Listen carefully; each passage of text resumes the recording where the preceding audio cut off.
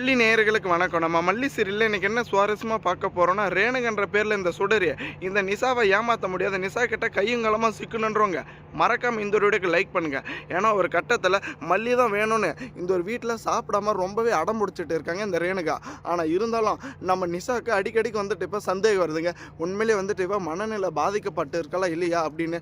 ஒரு கட்டத்தில் எனக்கு பசிக்கல, நான் சாப்பிட மாட்டேன், மல்லி இருந்தால் மட்டும்தான் நான் சாப்பிடுவேன் அப்படின்னு அந்த ஒரு டோரை வந்துட்டு சாத்திக்கிட்டு ரொம்பவே அடம் பிடிச்சிட்டு இருந்தாங்க.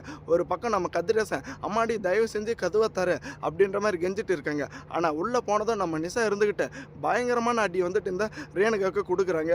ஒரு கட்டத்தில் இந்த ரேணுகா வந்துட்டு இவகிட்ட போய் அடி வாங்கிட்டோமே, எல்லாம் வந்துட்டு இந்த ஒரு பணத்தை எடுத்துக்கிறாங்க அப்படின்னா அதுக்கப்புறம் இந்த ஒரு கதிரேசனோட மொத்த சொத்து பற்றி நான் எடுத்துக்கிட்டேன்னா என் காலில் வந்துட்டு நீங்கள் முட்டி போட்டு அழணும் அப்படின்னு ரொம்பவே ஒரு கர்வத்தோடு நினச்சிட்டு இருக்காங்க.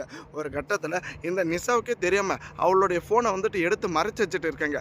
எதுக்காகனா எப்படியாச்சும் வந்துட்டு நம்ம மல்லிக்கு இல்லை நம்ம விஜய்க்கு ஃபோன் பண்ணி இங்கே வந்துட்டு என்ன எல்லாரும் கொடுமை பண்ணிட்டு இருக்காங்க, தயவு செஞ்சு வந்து என்ன கூட்டுட்டு போயிடுங்க, நீங்கள் இல்லைன்னா நான் கண்டிப்பாக வந்துட்டு இறந்து விடுவேன் அப்படின்னு இப்படி ஒரு பொய்யை வந்துட்டு சொல்லி திரும்ப வந்துட்டு இந்த ஒரு வீட்டுக்குள்ளே நம்ம விஜய் நம்ம மல்லியும் வர வைக்கலான்னு தாங்க இந்த நிஷாவோட இந்த நம்ம ரேணுகாவோட பிளானு. கண்டிப்பாக ரேணுகா இருந்துக்கிட்டு எப்படியாச்சும் இந்த ஒரு கதிரேசனோட வீட்டுக்குள்ளே நம்ம மல்லியை வர வச்சுட்டாலும் ஒரு கட்டத்தில் இந்த கதிரேசனுக்கும் நம்ம மல்லிக்கும் சுத்தமாக ஆகாது. அதே சமயம் இந்த நிஷாவும் நம்ம மல்லி வந்துட்டு தப்பாக இந்த கதிரேசன்கிட்ட விஜய் கிட்ட சொல்லி இந்த ரேணுகா வந்துட்டு மனநிலை பாதிக்கப்பட்ட மாதிரி ஒரு நல்ல பேரை வாங்கிக்கிட்டு கண்டிப்பாக இந்த ஒரு வீட்டில் மொத்த சொத்து பற்றி ஏமாத்திடலாம் அப்படின்னு தான் ஒரு ரொம்ப நல்லாவே ஒரு சதி திட்டத்தை போட்டு வச்சுட்டு இருக்காங்க.